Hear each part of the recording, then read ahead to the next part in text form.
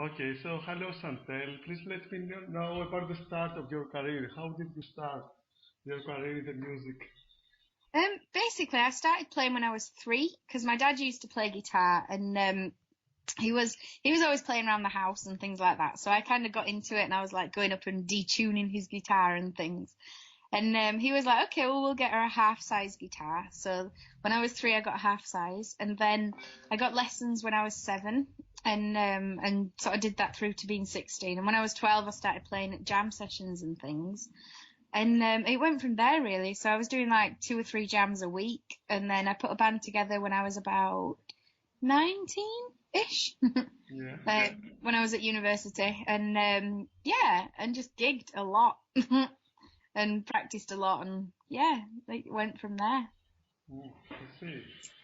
So I am reading that you consider yourself as an artist surrounded by the dark art. At the same time, you have received several awards from your contribution in the blues scene. So do Yeah. you consider yourself as a blues woman of the dark art?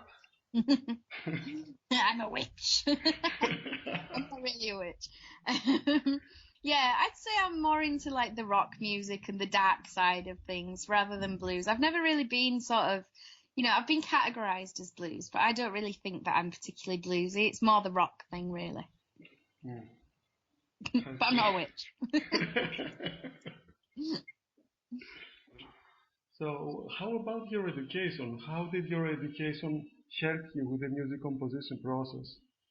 Um, I think sort of like the music college thing that sort of taught me like the technicalities of composition and how to read music and things like that. That's always been sort of, it's not an essential thing to being a musician, but I think it's an important thing to understand what you're playing, because once you understand how it works technically, then you can forget all about it and play with feel.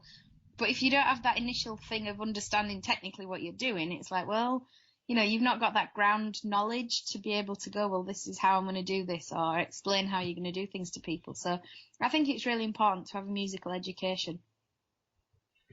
I see. So, do you consider music education as a mandatory tool for your music?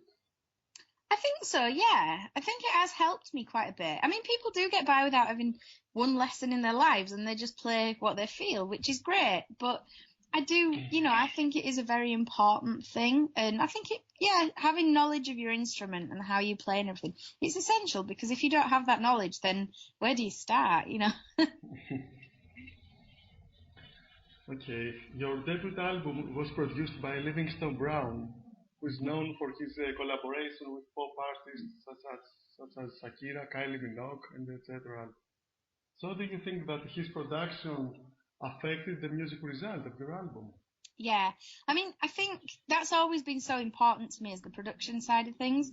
So, so many people who go, oh, you should work with a rock producer and whatever, but then it'll just sound like every other rock album out there. So to me, it was, well, I want to work with somebody who's going to bring something different to it.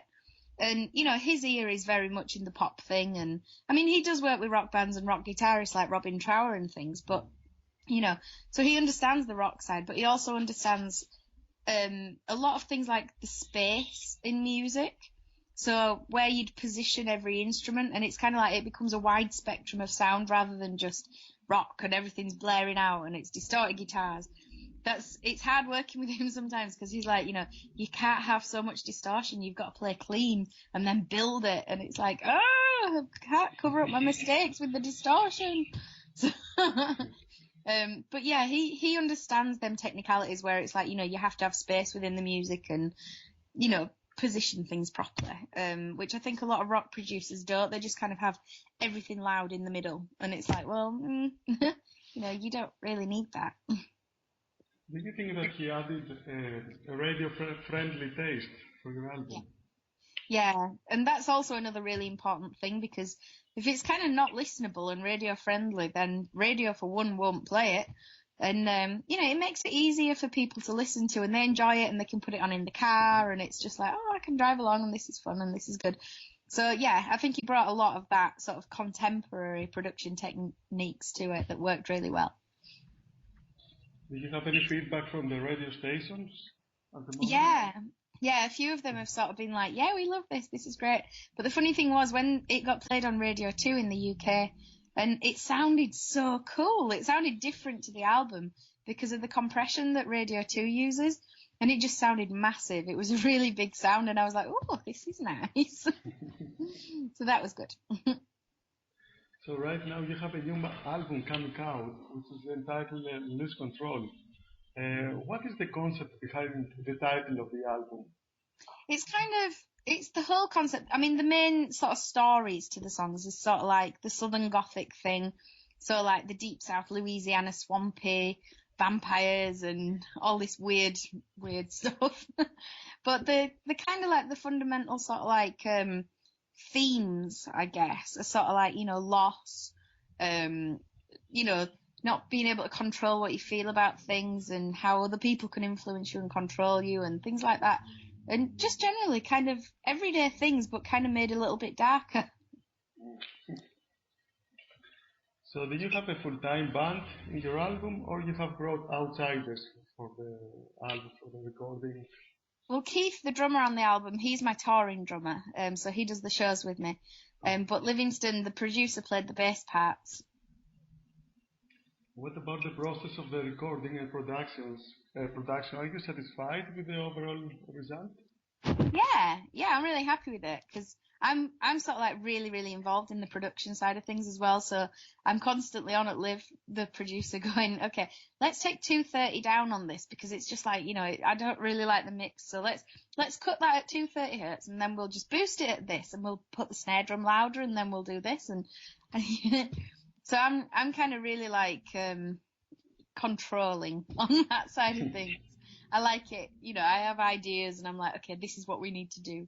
So yeah, he's really cool because he lets me do that. So that's really good. We work together well. So are you in tour right now? Am I what?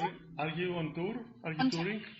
Yeah, we're touring in the UK at the moment, and then in November we come to Europe. So we've got like Germany, Czech Republic, Belgium, Holland, Austria, everywhere. So how is the tour going at the moment? What is it's the going feedback? really good. Yeah, it's going really, really good. And everybody's loving the album and things. So it's going really cool. How do you prepare yourself before going on stage? Is there any special preparation? I think have a beer. we kind of backstage we just kind of like relax for a little bit and probably have a beer and just kind of chill out a little bit and do a bit of warming up and things like that and then go on. And you have to be relaxed when you go on stage because if you're not and you're all stressed and like it reflects in your performance and how you play. So for me it's about relaxing and just getting prepared and chilling out a little bit before I go on. Nice. So I'm reading your lyrics and I'm watching the video clip, and I feel that the part of the lyrics and the video is dealing with the subject of religion. So how do you think that art can express religious subjects? Big question. I think the thing is it's always going to be one of them things that is very closely related because a lot of musicians do address it. So like, people like Madonna and things, she's always sort of controversially gone down the religious route. And that's her thing and that's cool. I mean, I'm never ever going to make a comment on religion because to me everybody's entitled to whatever they believe in and, as long as it doesn't affect me, then I'm not bothered, Yeah.